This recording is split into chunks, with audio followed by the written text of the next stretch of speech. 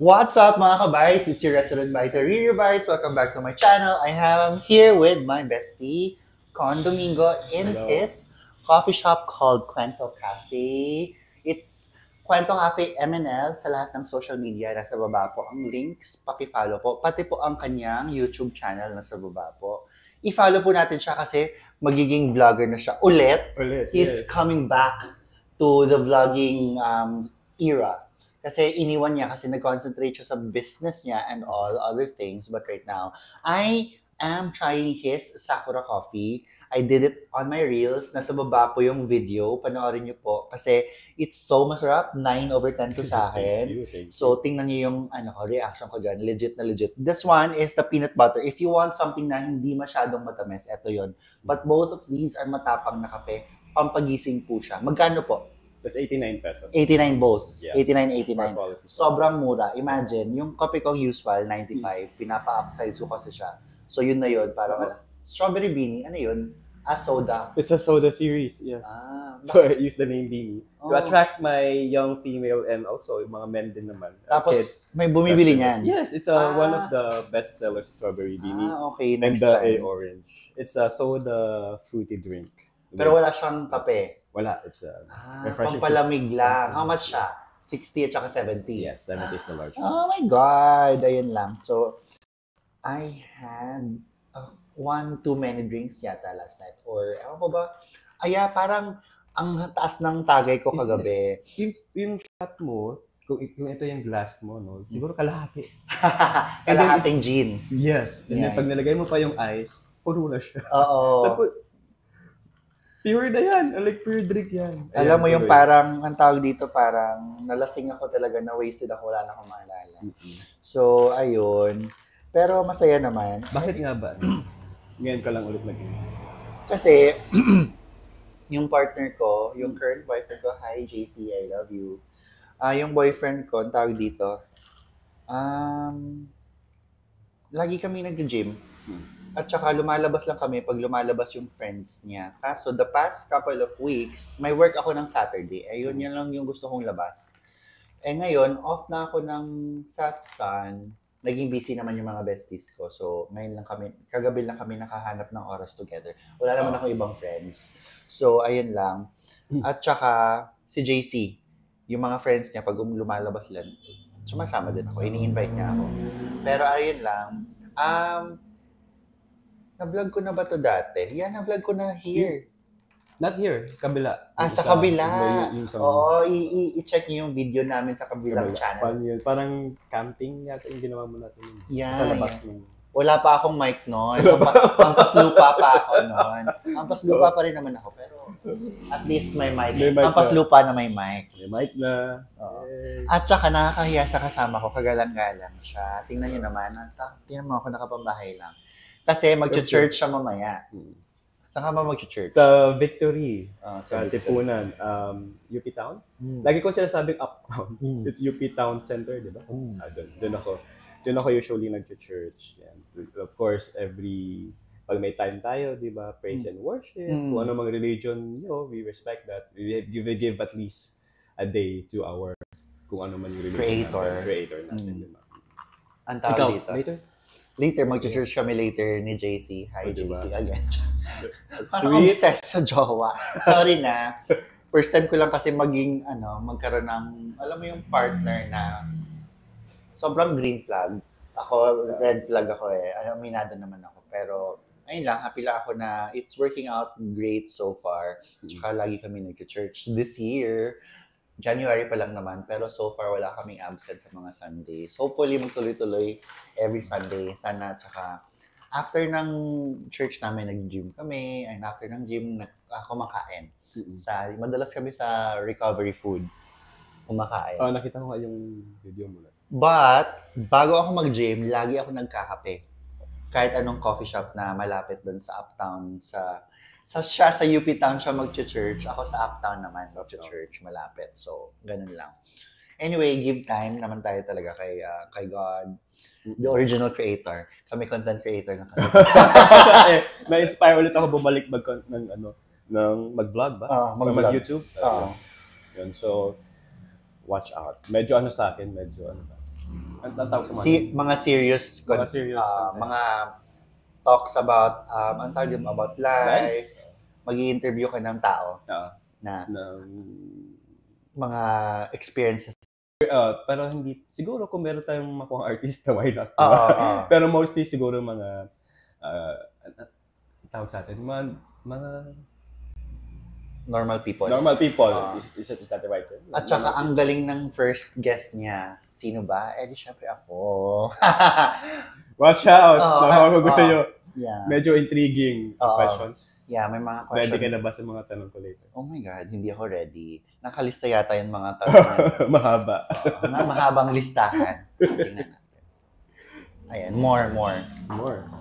Wait lang, gustong-gusto ko siya. Hoy, honestly, gustong-gusto ko siya talaga. Gustong-gusto ko talaga. Kinabahan din ako kanina. Diba sinabi mo, I want something sweet. Tapos ginagawa ko na siya. Ha? Okay. Something sweet. Ayun, premium coffee. Sakura strawberry. Tapos yan yung peanut butter. Sea salt latte. Ano yan? Sea salt.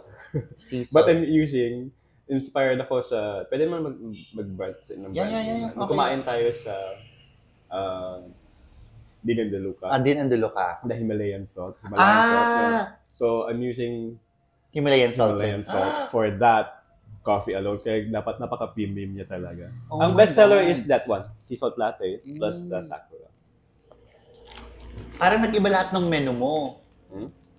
There's still, ano pa rin yun? Ito kasi, ito yung mga premium natin. So, ang ginagawa ko sa cafe ko, nag-iiba-iba ako, naglalagay ako ng mga panibagong drinks, seasonal or even monthly, ganun, para hindi ma-bore yung mga customers ko. Ang sarap na to. Gustong-gusto. Promise talaga. Favorite din ni ano yan. Hi sa inyo. Wag na, next topic. Hi sa mga ex ko. Pumunta kayo dito sa Kwento Cafe. Bilang marami naman kayong mga boys. Maharap kayo. Pumunta kayo dito. Dalhin niyo yung mga date niyo. Dito niyo i-date sa Tandang Sora, Quezon City, Kwento Cafe, MNL. Malapit sa church. So after niyo mag-church date ng jowa niyo ngayon, dito kayo kasi masarap. Ilan ba yung mga ex ko? Ang dami ko ng ex. Ilan? Ang dami ko nang pinakilala sa sa bestie ko. So, hindi pa nga nangalahati na ba? Hindi pa nga talaga nangalahati. Parang kailangan ko ng isang buong... Pero ang gusto ko ngayon, yung... Ewan ko, di ba, ako napansin mo ba, meron ba akong mga previous comments about sa mga ex mo? Parang wala. Meron kang comments after, pero usually always supportive si Con sa akin. Always supportive siya. Pero yung mga after na parang sinasabi niya, tama na, wag na.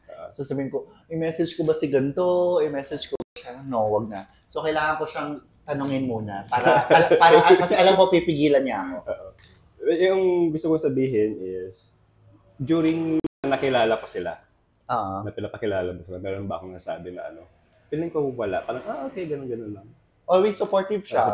Parang kasi alam niya naman na nakikita niya, feeling ko, tinitingnan mo lang pag masaya ako. Tsaka pag... Yun nga. Sorry, kinat kita. Hindi, okay lang. Kasi nga, ito, si JC, si Ulap. Diba, sabi ko naman sa'yo, from the start, na gusto ko na siya. No? Oo. Yeah.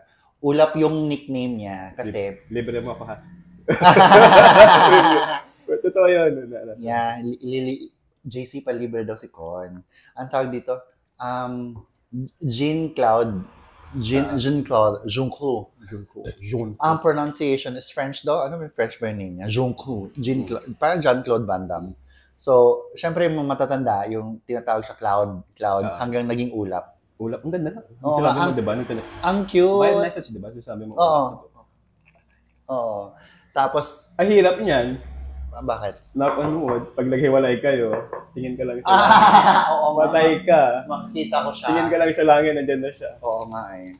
Huwag naman sana. Hoy, JC, huwag kang magloko.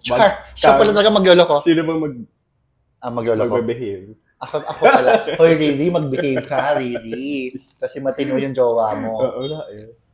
At masarap pa siya kausap. Actually, maingay din siya. Madaldal kaming dalawa. Pinagalitan niyo ako yung unang Pinagalitan ka? Yung About kay sa Pocofino ba yun? Oo. kasi may eksena din kami doon. In the mood, game na game si JC that time. Hindi niya ako pinapansin kasi nagtatampo siya sa akin. Pero parang na-express niya kay Con yung mga... Ako pinagalitan. Okay lang yun. Girl lang, sir. Ubus na. You want more? Yeah, ang sarap. I can ano? No. No. Okay lang yan. Magkakape pa naman Unlimited ako. coffee for you. VIP ka dito. Hindi, okay lang. Anything ka lang gusto mo dyan. Kaya, ang sarap. Wait lang. Ang sarap talaga. You try it. Wait lang. Ilang minutes na ba tayo? Ayan, nag-10 minutes na tayo. So, ayun lang. That's it for today's vlog. Ano pa ba dapat namin topic? Ayan, yung link po ng video namin nasa baba po. Panoorin nyo po yung sa channel niya. Pati yung channel niya, subscribe nyo para magbalik loob na siya sa vlogging. Kasi dati nag-vlog siya, pero nag-stop siya for a bit. Ngayon, ini-encourage ko siya syempre. And may ano na siya, may mga plano na siya. So, which is called, parang ano siya, Contox. So, ayun, nasa mind ko, Cantox. Parang Cantot. Cantox. Ayun lang. That's it. Sinabi ko talaga. Okay. Okay lang yan. Okay pwede pala bagitin nila. Parang gusto ko yun. Cantox. Di ba? Cantox. Mapapakantox. Welcome to Contox. Mapapakantox. Charot lang. Hoy, kasi unfiltered yung channel. Okay, so okay lang. Okay lang yan. Okay. Sa'yo kasi medyo behave tayo. So, ayun. Yeah. Panoorin nyo. Nasa baba lahat ng mga chika ko. Anyway, that's it for today's vlog. If you haven't yet, click like, click subscribe, drop your comments. Tapos lahat po ng social media ko nasa baba kay Con and yung page ng kanyang mga Instagram, mga TikTok, and everything ng kanyang coffee shop. Paki-follow po. Bisitahin nyo naman po dito kasi ang sarap talaga ng strawberry coffee niya. Sakura Premium Coffee. Ayun lang. Bye!